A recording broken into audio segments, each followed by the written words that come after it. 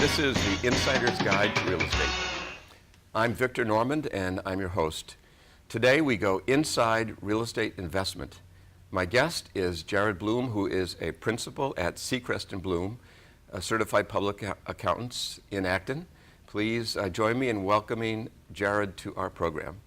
Jarod, thanks for being here. Oh, thank you for having me. Let's start off by just telling us a bit about yourself and your company. Sure. So my name's Jarod Bloom. We have both a CPA practice as well as a financial planning practice, and it's a single firm, Sechrest and Bloom. So on the CPA side, we're doing taxes. I think a lot of people are familiar with that. We're doing tax returns for individuals, businesses, trusts, and estates, and we're also doing some bookkeeping work. Then on the wealth management side, we're helping people with their investment planning, with their retirement planning, with estate planning, with insurance planning, with education planning. So a lot of different areas, and they're all interconnected, but they always seem to have a connection with taxes. Let's start off by the kind of a basic question, the basic entry point for a lot of people in terms of real estate investment, and that is making a decision to rent or buy.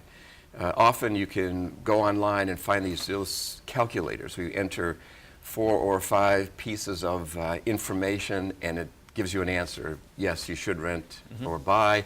Sometimes real estate developers will send a letter to renters and say, if you're paying more than some amount for rent, I have a house for you. But it's more complicated than that. So what's involved from a financial planning perspective on the rent versus buy decision? Sure. So when you're talking about real estate and investing in real estate, I don't really look at real estate, at least your principal house that you're going to live in, as an investment. It's a place that you need to live. Everybody needs to live somewhere. So it's a place to live, it's a place to build memories. So it's not really an investment from that perspective. But when you are making the decision or considering the decision of whether to rent versus whether to buy, there are a couple of factors that you do want to think about. One of them is how long do you plan on being in a certain area. I think if you're looking at being there for at least 8 to 10 years, that makes sense to strongly consider buying. You also, of course, want to look at the area that you're considering buying, and does it have a diverse economy? Are the schools good? Factors like that. For example, I have a client who has a child. They're going to be going to middle school in 2 years. She wants to stay in the school system, and she's thinking to herself, currently she's renting, and she's saying, should I buy now? Should I wait maybe 2 years when he's about to go to middle school so he doesn't have to change schools, and then I could maybe stay in the same town? Or if it looks like I need to move to a different town for something that's more affordable, that might be the time to do it. So it's factors like that as far as what your life situation is, how long you're planning on being in a certain area, because the real estate market can be volatile, it can go down, and if it does go down, you certainly want to give yourself enough time for the market to come back over a period of time. Sure. So there's this concept in investing called liquidity, and a physical house is not all that liquid sometimes. So you need to do some kind of forward thinking about with that in mind. Correct. It's definitely not a liquid investment. Now, yes, you could get a line of credit or you could get a second mortgage where you can take equity out of the home. But that's really not liquid from the same perspective as, let's say, owning stocks or mutual funds or bonds, where you can place a trade and the next day, or it might take 2 days, the funds just show up in your account. Right. So that's a real sense of liquidity that with real estate you just don't have. You don't have that. So let's just do talk about real estate as a long-term investment. You mentioned real estate values go down, and that, of course, is an experience we had not that long ago. But leading up to that crisis, and for as long as I can remember before that, it was almost a given that real estate values always go up. Maybe not by much, but they always go up. Now we know that doesn't happen, and that needs to be factored into a decision. That's correct. I mean, the laws of supply and demand are economic laws, and that's the same when it comes to real estate, just like it is with stocks, bonds, mutual funds, with any investment. So, right. Yes, when we're talking about real estate, there is a history of generally having price appreciation over the long term. Of course, it depends on what time horizon you're talking about, and in short time periods, it could go down just like stocks, bonds, mutual funds can go down. But in terms of categorically saying buying a house is a great investment, we know that's not always true. It's not always true, although interestingly, Warren Buffett, a famous investor, one of the wealthiest men on the planet, he said that the best investment he ever made was in the house that he bought with his wife, which he still lives in. And it's a modest home. And, you know, he's saying that because from his perspective, he said, I've had, you know, wonderful years, wonderful memories, I've raised a family. And so he's looking at it from that perspective. If you do look at historical returns for real estate as compared to stocks, let's say, over the long run, stocks will outperform real estate, or I should say have outperformed real estate. Going forward, of course, the future is unknown, but it's likely that stocks, on average, over the long run, are going to outperform real estate. Well, let me set up a scenario for you, and you tell me what you would expect to find. Let's say two individuals both go into a lender and are pre-qualified to buy a home. They made the decision they want to buy, and for the sake of argument, let's say they're both pre-qualified for a $400,000 mortgage. The first consumer goes out and buys a home and, in fact, puts a $400,000 mortgage on the home that will pay off over 30 years. The second consumer still qualified for $400,000, meaning that they have available income to support a $400,000 mortgage, but they buy a much smaller property and only spend $200,000. And then they take the difference, this other disposable income amount they have, and they invest it every month faithfully in stock mutual funds over a 30-year period. So now let's go into the future. 30 years has passed. Consumer one has paid off their mortgage. They come to you and want to take a look at what their net worth is. Let's say it's all tied up in the home. And so does consumer number two. Consumer number two has paid off their mortgage, but they've also been putting these funds aside every month in the stock mutual fund. What would you expect to find?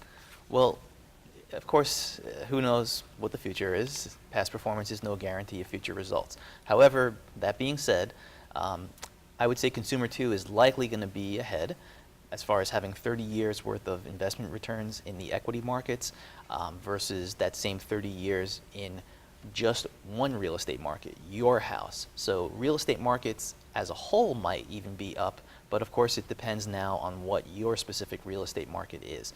So I would say that consumer number two in your example is likely going to be ahead and have more as far as their net worth, greater assets, but also they would then have the liquidity of having that stock mutual fund. Now, that being said, this is a very personal decision for someone. And if it's very important for somebody to have maybe a larger house, like consumer number one perhaps bought a larger house with the $400,000, then that's a personal decision. And I think it's very important for any advisor, especially us when working with clients, where we're not projecting our personal values onto the situation, but rather we want to talk through the situation with clients, understand what their values are, understand what's important to them, and then point out the risks. For example, consumer one in your situation doesn't have a lot of liquidity, and if they then want to save for their child to go to college, well, at this point they don't have any assets outside the house, and they may then need to borrow from their equity in the house. So there's a lot of different factors that you need to consider in making a decision, and it's instructive to look back at history, but at the same time it's important to understand what is really important to a client. Right. So if we looked, if we did some modeling and we went back 30 years and actually looked at the numbers, even with this intervening there's probably been more than one recession within the past 30 years. Again, you would still expect somebody who had diversified, in effect, they have their house and their investment portfolio to have a higher net worth than someone who had just had all their resources tied up in the home. Absolutely. From a just strictly numbers perspective and not. Yeah, and that's the key. The key word you used is diversify, and that's an investor's best friend is diversification. Of course, if you pick, let's say you picked Apple stock, well, you weren't diversified, but over the last 15 to 20 years, you would have hit a home run. You know, and there are people who did that, and good for them. But you know, in general, on average, yes, it's important to diversify for improving your personal net worth. And if you have just real estate versus having real estate plus a portfolio of stocks, mutual funds, then yes, I think you're probably or likely to be better off as consumer number 2 in your example. Mm-hmm. Okay. Now, when you mentioned someone not having disposable income because they've got everything into their home, when you buy a home, again, in both of these examples, there are going to be expenses associated with that. And when the lenders calculate what mortgage you can support, they do include as a percentage of available income funds for a basket, if you will, of other expenses. For a home, you would have to pay taxes, insurance. Bigger home is you're going to have to pay more taxes, more insurance. There's also an item of expense which is really, for many of us, difficult to get our arms around. It's called depreciation. That is it's a non-cash expense, but for a homeowner, it's a very real expense. Explain that, if you would, a little bit. Well, I look at depreciation in a couple of different contexts. So one is if you're a landlord and you're renting out your house, then from a tax perspective, you are taking depreciation on the house, which is then an expense that you have on your tax return. But if you're just talking about someone who is just living in their own house, it's for personal use, the depreciation that you're referring to is just simply that it's a physical structure and that over time, it's losing its value.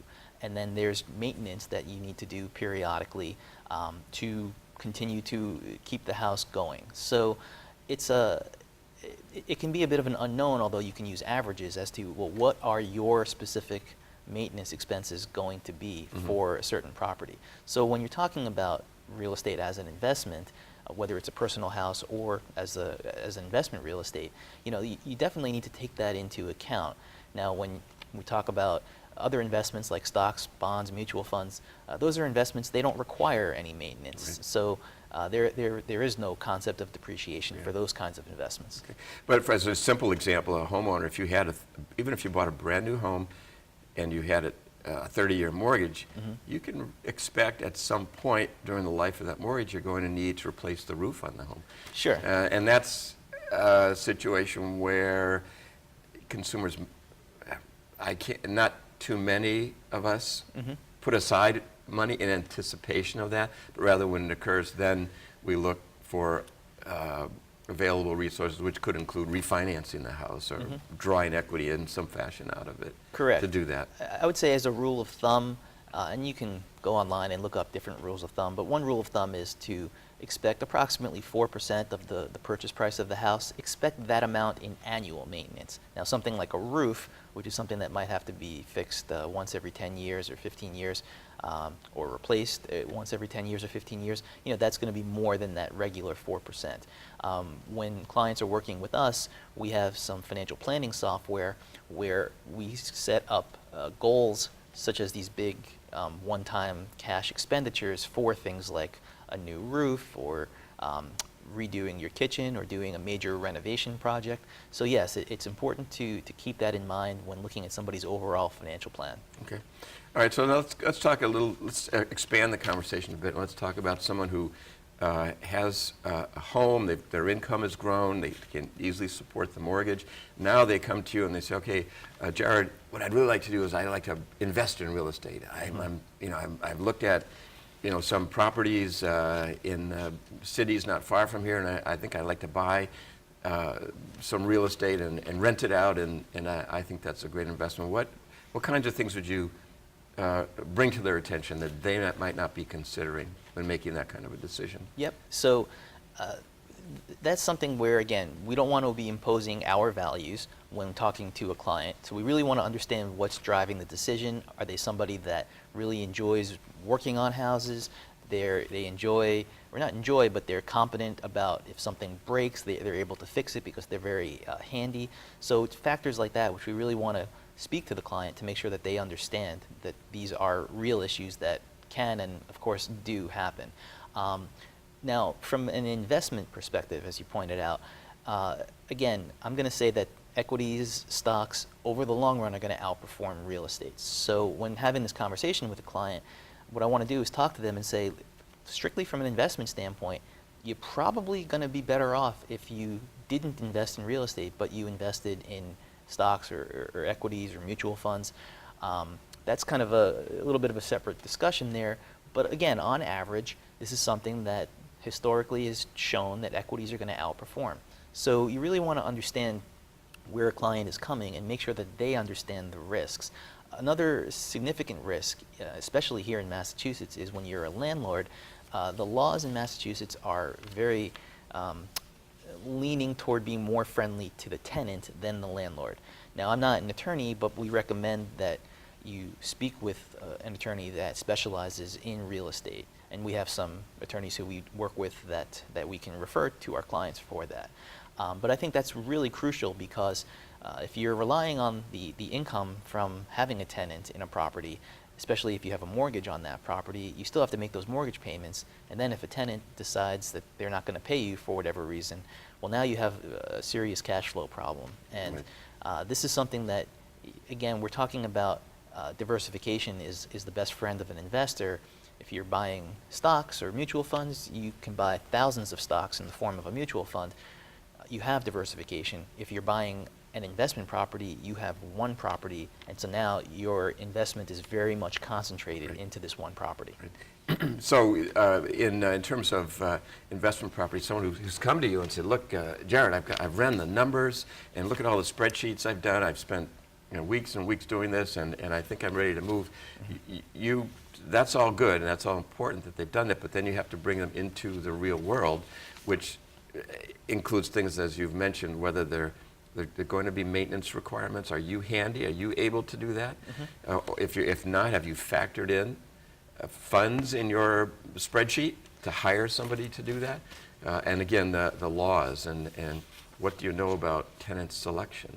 Where on your spreadsheet have you factored in tenant selection? So those are all things that they do need to consider. Yes, and I think that one of the appeals of real estate is that you're using borrowed money. I mean, the bank is lending you money if there's a mortgage, so you have some leverage. But I think as we all know, leverage can go both ways. So you have the potential for making a lot of money in real estate because maybe you don't have to put as much money down, and you're then able to borrow the rest from the bank. That can work if the values continue to go up, but as we saw in the Great Recession from 2007 to 2009, or even maybe a little bit before that too, real estate didn't always go up, and it in fact went down. And if you were over leveraged, didn't have enough equity in your properties, then that really hurt a lot of people. Trouble. So people like me who read articles about real estate investment, and I ran across a statistic once, and I can't remember the exact percentage, but it's the percentage of people who made their wealth, very wealthy people, from real estate is very high. And so it really has an attraction, I think, for a lot of consumers. But there's a more conservative way to invest in real estate than actually physically owning properties, and that's real estate investment trusts. So tell us a bit about those. Sure. And I understand some clients, they want to be able to touch their investment. If you buy mutual funds, it's something that's on paper. But if you have a house, I mean, that's a physical asset. I totally understand the appeal of it. Something else that we do talk about with our clients is an investment called a real estate investment trust, or REIT, R-E-I-T. A REIT, simply put, is generally investing in commercial real estate, so shopping malls, things that are in the real estate market where you're investing or you're exposed to the real estate market, but you don't physically own a piece of real estate. Just like a mutual fund, where a mutual fund owns thousands of stocks, and you're effectively owning a small piece of all those stocks. When you have a REIT, that's owning thousands of commercial properties. And so you're effectively owning a small piece of all these commercial properties. So it's a way for an investor to get exposure to the real estate market without directly investing in real estate. Okay. It may have some appeal to some people. You may be successful in talking somebody out of actually buying this 3-family house in Lowell that they've done the numbers on. But so what is if you're trying to advise somebody, and you know, as you said, you've listened to the client, they really want to do this, and there's enough wealth behind them that it's not a completely crazy investment. So what kinds of things besides bad tenants and maintenance might they anticipate happening to that triple decker? Boy, well, you want to make sure you have the right insurance on the property, that's for sure. So you want to speak to your insurance agent. We work with clients, we'll look at the coverages, although of course the agent is the expert in that field. So we want to make sure you have the right coverage there. From an estate planning perspective, you may want to, depends on how you own the property, the titling of the property, that can be an issue, so you want to then speak with your attorney about that. From a accounting and tax perspective, you want to keep good records. You then want to understand how it's going to impact your taxes. So as you can see, there's a bunch of different areas in someone's planning and a bunch of different professionals that you then need to sort of coordinate here with, and that's something which we do with our clients, with all of their professionals. So you mentioned at the very beginning that all your financial planning often comes right back to taxes. And so let me describe another scenario. Someone who went out and bought this triple decker and everything worked fine. It had great cash flow, and they paid the mortgage on time. And it was a 20-year mortgage, which is typical for commercial property, lesser period of time. No longer a mortgage on the property. The property has doubled in value over that 20-year period. What are the tax consequences? So now I've doubled my money, but there are some pretty significant tax consequences associated with that. Well, there can be. So first of all, it's important to understand what your cost basis is in the property. So generally, cost basis is how much you paid for the property. But then if you've been making significant improvements in the property over the years, I mean, there's the regular kind of annual maintenance. That's not really added to your cost basis. But then if you do significant improvements, to account for, as you pointed out earlier, the depreciation, that also then adds to your cost basis. So the property may have doubled in value, but your cost basis didn't just stay the same. It may have increased by the additions that you've been putting in. From a tax perspective, if you've been renting out this property, you also have been taking, or you should be taking, depreciation on the property over the years. So that then has a tax implication for when you go to sell the property. So there's a couple different moving parts that you really need to speak to your CPA about when you're going to go and sell the property. There can be some unexpected consequences, and it's really important to plan for it. I guess I would just say to really speak to somebody in advance, your CPA. Are you required to take depreciation on investment property? You are not required to take it. However, when you then go to sell a property that was held out for rental, you are then, and this is all in general, but you're then supposed to take that depreciation that you could have taken back into income. So it really doesn't make sense usually to not take the depreciation, because you want to be taking those depreciation expenses each year to get the deduction, so that in the year that you sell the property, you're going to then take that back as income, and then it's going to be a wash. But if you didn't take depreciation all those years, you still have to take it back into income. So there's an incentive there to take depreciation each year. And then there are also issues with respect to a fully depreciated piece of real estate that ends up in somebody's estate.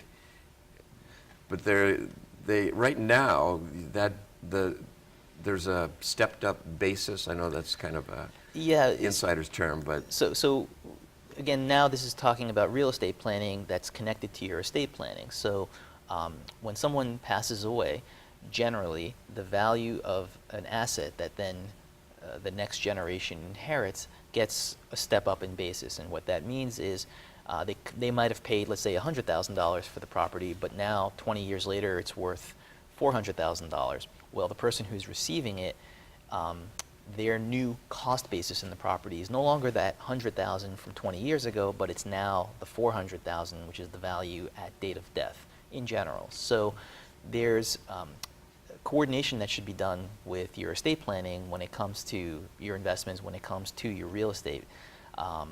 And this is something that might suggest, well, you know what, maybe it's worth holding on to and passing on to future generations. And this is a planning opportunity that you can take this significant gain that you've had on a property or any investment over the years and be able to legally avoid having to pay tax on that gain. So it may make sense if somebody is looking at selling a piece of investment property later in life and using that money in their retirement. When they sit down with you, you have to explain you have a significant tax obligation here, but if you leave it in your estate, at least the way the laws are written now, your estate gets to avoid that. And you're the day after you die and your heirs inherit it, when they sell it, they'll gain more than you would have gained. Is that generally true? That's in general, that's the basic concept. But again, I think it's really important to understand what a client's values are, because I have some clients who say, you know, we know our kids are going to be fine because we have a lot of assets, but you know, they've had a really great life, they've had a lot of privileges. I'm not too concerned. If these assets are for us, we're going to spend them, and whatever's left happens to be left for them. So again, it comes down to what the values are. Okay. And some clients, it's really important to them to have this legacy that they want to then hand down to future generations. It might be a vacation home where the whole family has gone there, and there's just a lot of great memories.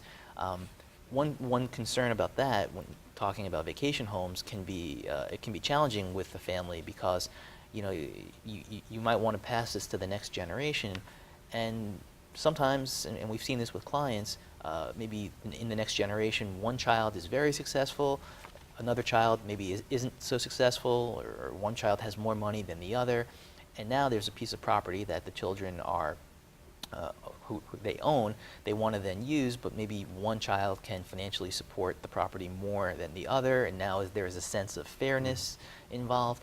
So there are planning opportunities that you can do. You can speak with an estate planning attorney for that. You can use trusts. You can then put money into the trust along with the property, so that way it's almost like the trust is self-funded, and it's this gift that you've made to your kids so that they don't kind of have to worry about that.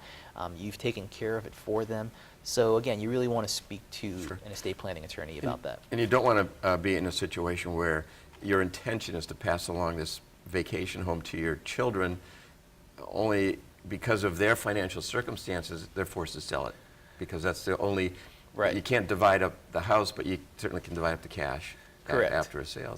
So there are ways to attempt to avoid that. Absolutely, and it really comes down to just planning in advance. You can plan for a lot of this, and you can really mitigate a lot of these potential issues, and we see it all the time where people have not done the planning, and you just wished, oh, if they only did this in advance. It really goes a long way. So I encourage people to really think about these things, speak with your advisors in advance while everyone's healthy and can make these decisions. Yeah, good advice. So that just in summing up, it seems like that, you know, there definitely are some opportunities to invest in real estate, much more complicated than you might initially think, as in many things associated with real estate. The more you get into it, the more you realize that you really need to speak to professionals who deal with it, like accountants and like real estate agents. So, well, Jarod, that's the end of our program. You've been very informative. Thanks so much for being here. Well, thank you for having me. That's our show. Thanks for watching. See you next time.